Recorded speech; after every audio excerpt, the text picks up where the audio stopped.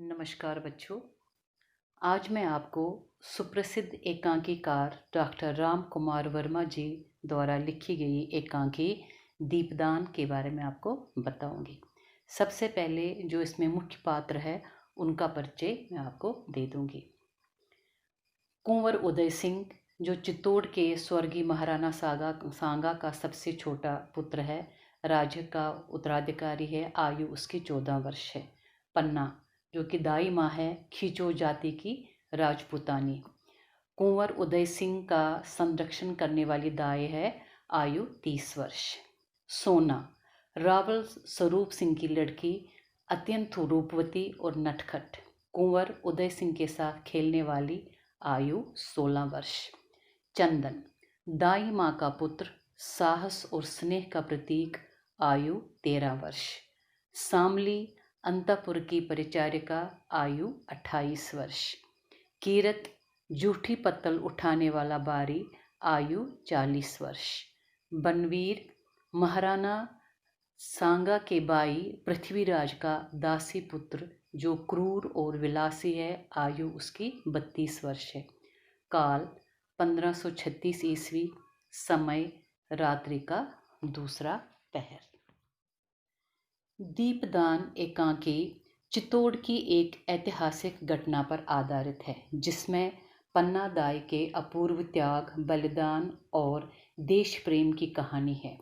महाराणा सांगा की मृत्यु के पश्चात उनके छोटे भाई पृथ्वीराज सिंह का दासी पुत्र बनवीर चित्तौड़ पर एक छत्र राज करना चाहता है। इसलिए वह अपने रास्ते के सबसे बड़े कांटे उदय सिंह को मारना चाहता है। पन्ना दाई उदय सिंह की ऐसी संरक्षिका है जो बनवीर के इरादों के रास्ते में पहाड़ बनी बैठी है। इसलिए बनवीर रात्रि के समय दीपदान महोत्सव का आयोजन करके उदय सिंह को मारने का षड्यंत्र रचता है। वह अपने बनाए हुए मयूर पक्ष कुंड में तुलजा भवानी के मंदिर के आगे दीपदान का उत्सव मनाता है। नगरवासी वहाँ इकट्ठे होकर नाचते गाते हैं और जल कुंड में दीपदान करते हैं। सारे नगरवासी दीपदान उत्सव मनाने में मस्त हो जाते हैं, लीन हो जाते हैं और बनवीर सैनिकों तथा सामंतों को अपने पक्ष में करके विक्रमादित्य और उदय सिंह को मारने की योजना बनाता है। सबसे पहले बनवीर सोना नामक लड़की के द्वारा कुंवर उदय सिंह को आकर्षित करके उत्सव में ले जाने का प्रयत्न करता है, पर उदय सिंह के स्वयं अनुरोध करने पर भी पन्ना दाई उसे वहां जाने की इजाज़त नहीं देती है। अचानक आयोजित किए गए उत्सव के प्रति पन्ना दाई को किसी अनिष्ट की आशंका है। तभी सामली नामक एक सेविका पन्ना दाई को बनवीर द्वारा विक्रमादित्य की हत्या की सूचना देती है और ये भी बताती है कि बनवीर नंगी तलवार लिए राजमहल की ओर आ रहा है।